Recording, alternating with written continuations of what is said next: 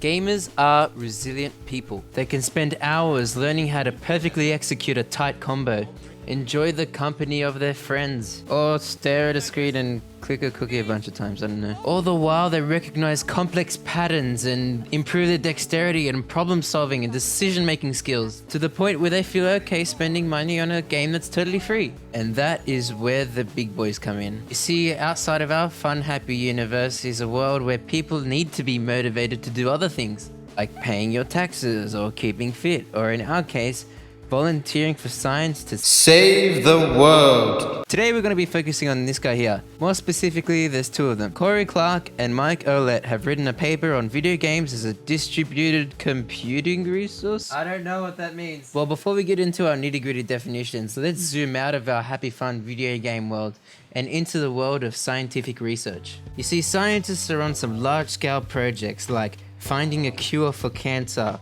or predicting climate change, or high-intensity simulations of particle and accelerator physics. Ooh, and I'm not trying to downgrade your ELO-related achievements, I promise. Research on these kinds of projects requires a lot of calculations, and to do calculations, you need computers or computing resources.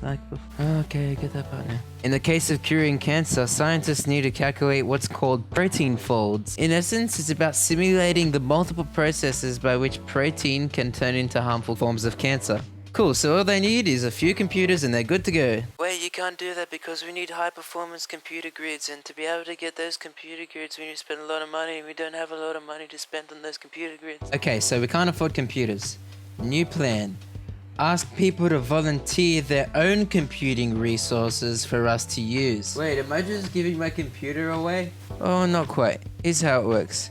So your computer is using RAM and CPU and GPU and all that good stuff that we're gonna call computing resources. While you're using your computer, there are specific portions of that that are not being used during runtime. These idle resources are what the scientists are looking to utilize through a network so you can do this stuff at home. And what we've got now is a distributed computing resource. Oh my god, it's making sense now. And volunteer computing seemed to work so well that the Berkeley Open Infrastructure for Network Computing, or BOINC, became a thing in 2002. Once you've downloaded the BOINC client, you can get started with helping scientific projects of your choosing. And this method of data processing was successful and cost-effective for scientists. But there's a slight problem. People who volunteered don't want to stay for too long.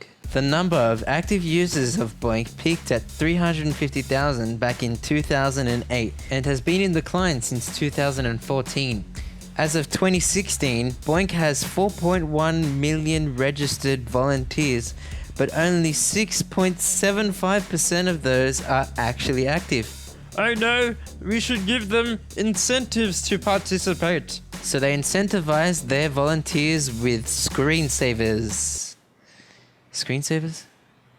Really? So they tried paying volunteers, but the amount they could afford to pay them was never enough of an incentive. So they tried educating them with more knowledge about what they were studying, and that actually worked. But they knew they could do better.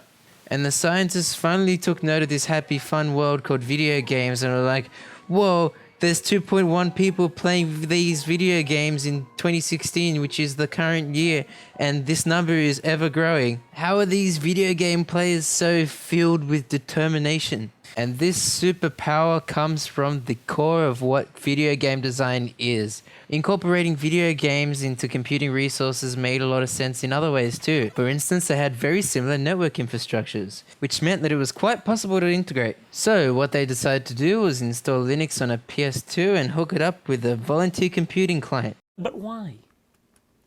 Why would you do that? Why would you do any of that? And to no avail.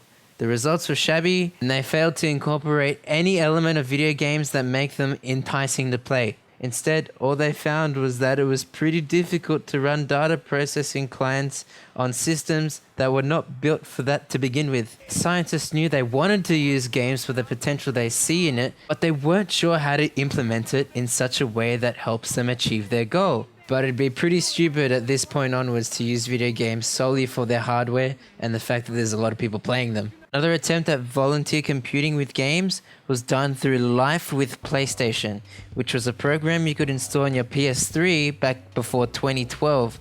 Among other things, it was capable of producing and visualizing protein folds. And this was cool in the sense that they were trying to incorporate some game elements like visualization, and there's feedback, and there's progress, and there's music, and there's a cool, nice background. And now there's a few problems with this. Like, you can't be playing a game while it's running, and if you want it to be running at all, you gotta leave your console on. The problem with running computations simultaneous to the game is obviously there's less resources to use because video games on consoles are so graphic intensive with respect to the hardware. Also, it's not a game. Where's the cool power-ups and the shitty fireballs and the cool kicks and the whoa? Where's the whoa? But I digress. One of the most promising examples I found in the paper was a game called Play to Cure Genes in Space, where users could fly their ships through representations of genetic cancer data. This was created by Cancer Research UK and ported on the mobile. On the surface, the game is a space-themed collectathon. You play as a spaceship, destroying asteroids and harvesting a resource called the element Alpha from them. Before the game starts, players map their journey through space, selecting spaces where they feel there are a cluster of asteroids left to explore. What's really going on under the hood is an exploration in a DNA microarray.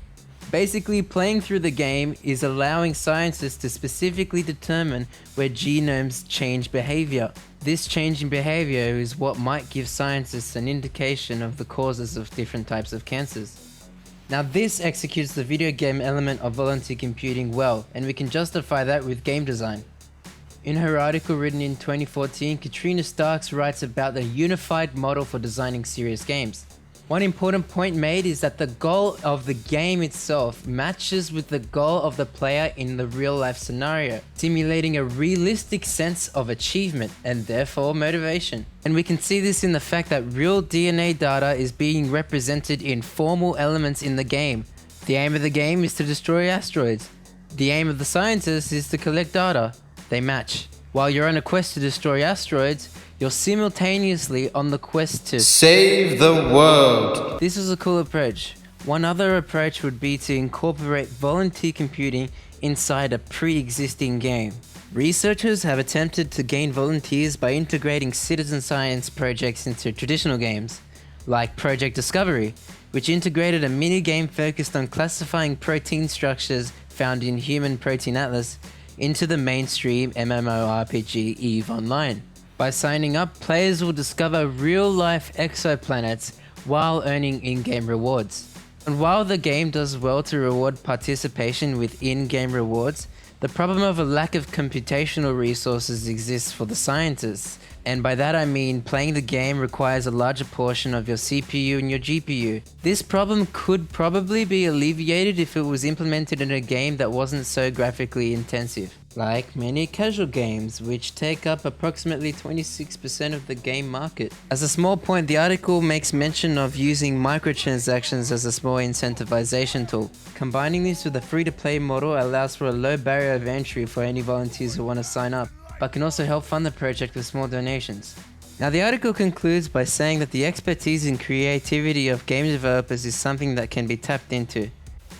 Well, I can give it a shot. Firstly, stop using consoles for processing power. According to Polygon, the most frequently played gaming device is the PC. With that, you'll gain access to souped up rigs with computing resources that outperform any console released. The most important part about implementing volunteer computing into a game is that you incorporate data collection as part of the game loop. What if each dataset you contribute to the research equates to a resource that you use in a video game? And you can use this resource to construct goals for the player. They could be cosmetic ones. Given that volunteers are so keen to learn, what if these resources could be used to unlock more bits of information to learn about your research, and use the online capabilities of games to share these with other people around the world? To conclude, what I believe is that the core of games is that they are fun, and that's their superpower. If we can maintain this through good game design, then I think we'll have a pretty good shot at using this in areas other than entertainment. And in the context of motivating people to volunteer for scientific projects, then maybe we might be able to save the world.